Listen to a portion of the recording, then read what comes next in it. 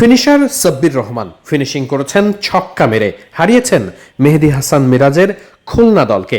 রাজশাহীর দলে নাহিদ রানা, নাজমুল হোসেন শান্তদের মতো তারকা সব ক্রিকেটার, খুলনাও কম যায় না, যদিও পারেনি রাজশাহীর শক্তির সাথে। রাজশাহী দলের ক্রিকেটাররা এদিন ম্যাচ শেষ করে ক্যাপ্টেন নাজমুল হোসেন শান্তর সঙ্গে ছবি তুলেছেন। কেনই বা তুলবেন না, শান্ত তো বাংলাদেশ জাতীয় cricket দলেরও test captain.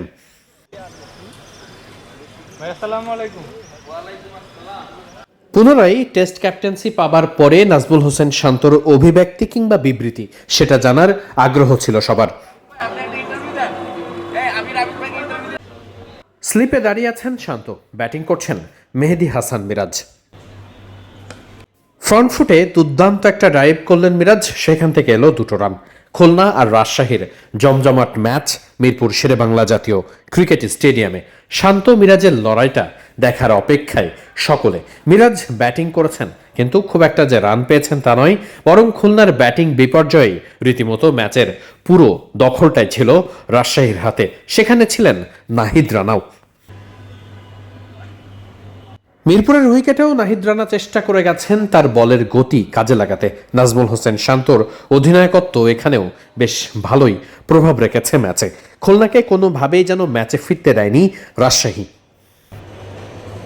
Miraj 4 wicket নিতে পেরেছেন, কিন্তু নাজমুল হোসেন শান্তর রাজশাহীকে শেষ পর্যন্ত হারানো যায়নি।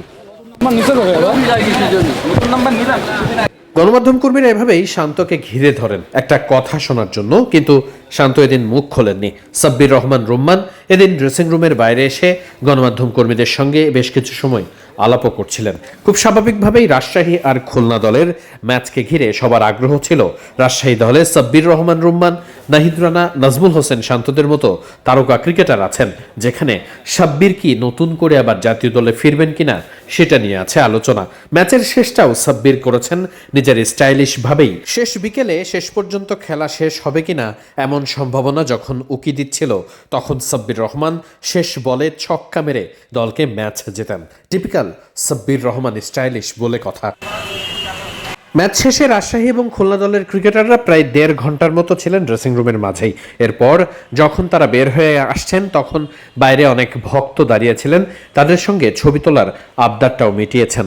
রাজশাহী দলের ক্রিকেটার নাজমুল হোসেন শান্ত সবার শেষেই টিম বাসে ওঠেন। শান্তর জন্যই যেন সবাই অপেক্ষায়।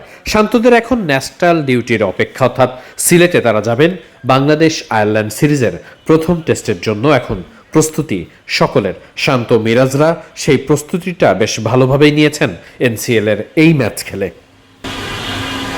টেস্টে বাংলাদেশ দল সাম্প্রতিক সময়ে বেশ ভালোই পারফর্ম করছে, সেই ধারাবাহিকতা বজায় থাকবে তো?